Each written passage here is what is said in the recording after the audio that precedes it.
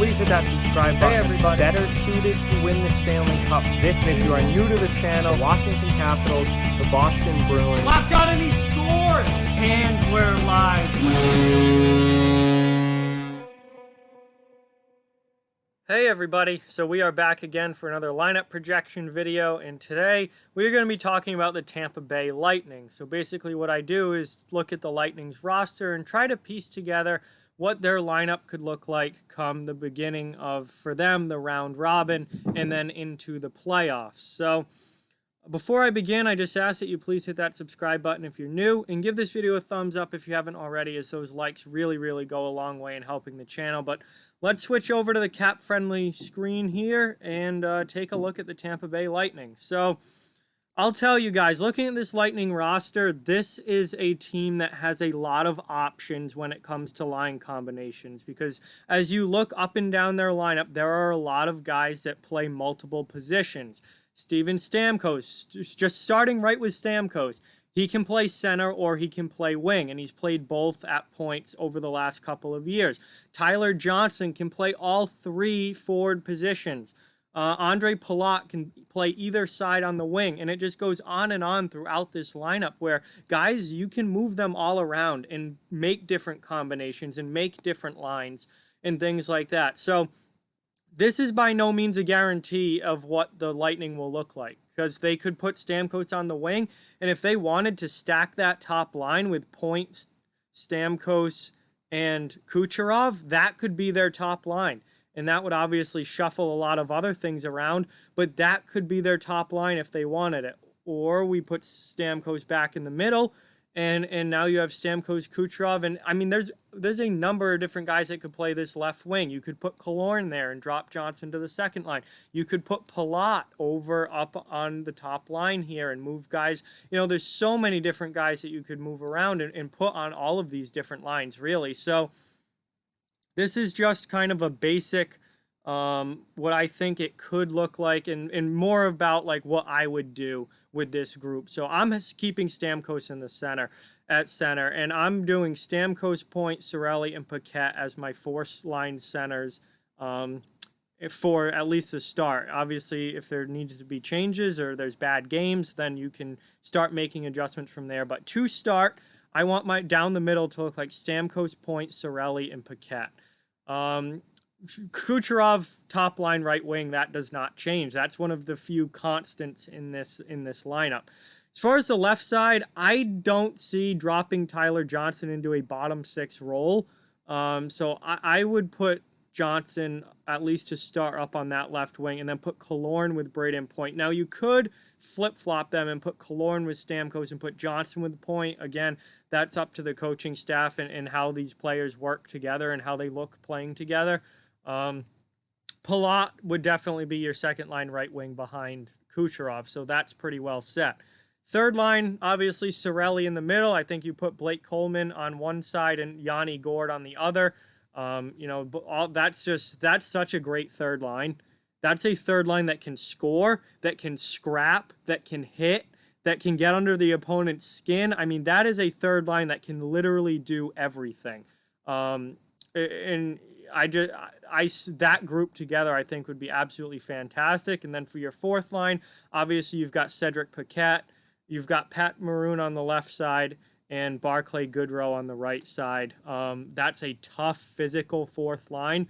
All guys that can fight, all guys that are not afraid to get involved physically, throw big hits. I mean, really, this bottom six in general, Tampa has become a very physical team, especially looking at this bottom six. And adding Coleman and adding Goodrow into the mix there just makes them even more of a physical team. Obviously, they added Maroon last offseason. He adds to that as well. So this is a physical group, and they are built for playoff hockey. This is a team that I think learned a lot last playoffs when they got completely shocked by the Columbus Blue Jackets in the first round. I really think they're back with a vengeance, and they've really beefed up for playoff style hockey, and you can see that in their bottom six. So that is the forward group that I would at least start with. But again, like I said, there's so many options. This is by no means what they'll actually look like. There's so many options with this group as far as who plays wing, who plays center, which lines they play on. It's totally up for grabs. Moving on to defense and goaltending. Well, the goaltending's really easy. Andrei Vasilevsky is your starter, obviously. Curtis McElhaney, the backup, as he has been all season. And I think Mike Condon most likely gets called up as your third goaltender. D pairs. Well, we've got more options here. So we know Victor Hedman is their number one D-man. Who he plays with, kind of up for grabs. There hasn't been a real consistent partner there. What we do know is that Ryan McDonagh and Erik Cernak play a lot together, and they are your shutdown defensive pair. I think there's no reason to break that up. I think McDonagh and Cernak should probably stay together. And that will be your shutdown defensive pair. And then that leaves Sergachev on the third pair. Although with this group, it's not really a first through third pair. They're so deep on the back end that they're all going to get significant playing time, and they're all huge parts of this team. So really the question comes down to who plays with Hedman and who plays with Sergachev. You could put Shattenkirk up with Hedman, and then that would leave Bogosian or Coburn or Ruda, whoever's in the lineup. That's another option they have to play with Sergachev. Or if you want a veteran guy with Sergachev, which again, I would be more in favor of putting a veteran guy with Sergachev, then you put Bogosian up with Hedman. And, that kind of that's an offset there.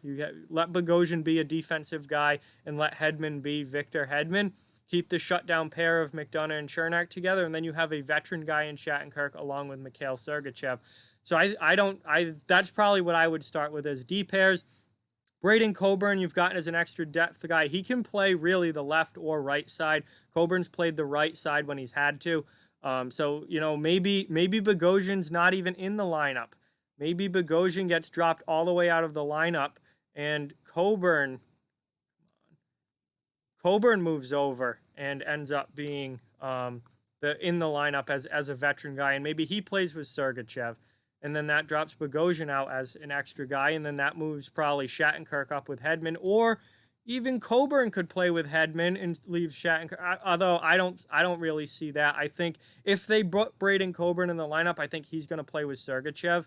And then Shattenkirk is going to move up and play with Victor Hedman, and then you'll see Cernak and McDonagh together. But if Bogosian's in the lineup, you might see Bogosian up with Hedman, and then that would knock Shattenkirk down to play with Sergachev, and Coburn would just be out as an extra defenseman. Other extra D-men they have, Jan Ruda, Luke Schenn. Schenn's played a decent number of games this year. Cameron Gauntz will likely get a call-up. Extra forwards, Mitchell Stevens has played games this year. Matthew Joseph, Connor Verhaeghe. Volkov will likely get a call-up. Corey Conacher, with some NHL experience, will likely get a call-up. And maybe some other guys as well. But, this is an interesting lineup. Obviously, they're one of the best teams in the league. They're very, very good. There hadn't been many points this season where everyone was healthy at the same time. So they really haven't had all of these options because, they added Goodrow and Coleman at the deadline, so they weren't even there for most of the regular season. And they had injuries throughout the year as well, like every team does. So it's this entire group with everyone healthy and with the trade deadline acquisitions all together really haven't been there for the Lightning, haven't been an option. So it's going to be interesting to see now that they get a complete reset with this lineup, what it's going to look like and who they're going to put where and what the D pairs are going to look like, what the forward lines are going to look like. This is my best guess at it, and we'll have to wait until training camp and Hockey 2 return to see what they actually do with this group. But Tampa's a really good team, guys. They are absolutely one of the best teams in the NHL. They're a top 4 team in the Eastern Conference for a reason. I think they're going to be back with a vengeance. I know we all laughed at them last year. We all just absolutely roasted them for getting swept out in the first round by Columbus.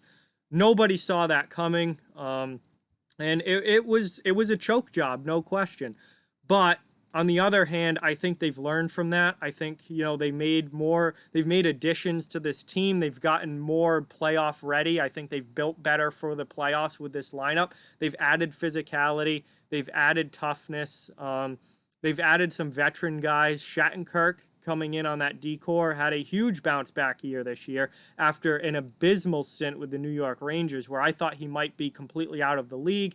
He had a really solid season this year. So this is a team that I think is better than last year's. Not necessarily, obviously last year's team won the President's Trophy and won 62 games, and they didn't beat that this year, obviously. But I think this year's team is better suited. I did a video on this months ago.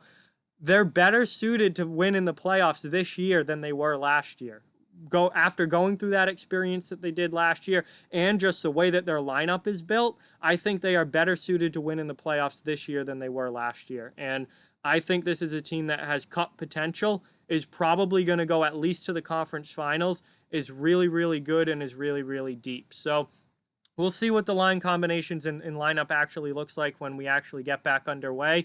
But this is a team to watch in the postseason for sure. And I think we might see a big-time redemption story with the Tampa Bay Lightning this year. So with that, like, comment, share, subscribe, follow on social media. All those links are down in the description below. If you'd like to further support the channel, the links to our Patreon, merchandise store, and new donation link down in the description as well. Keep spreading the word about this channel. Let's keep this thing growing. Thank you very much for watching. Hope you enjoyed the video, and I'll talk to you guys soon.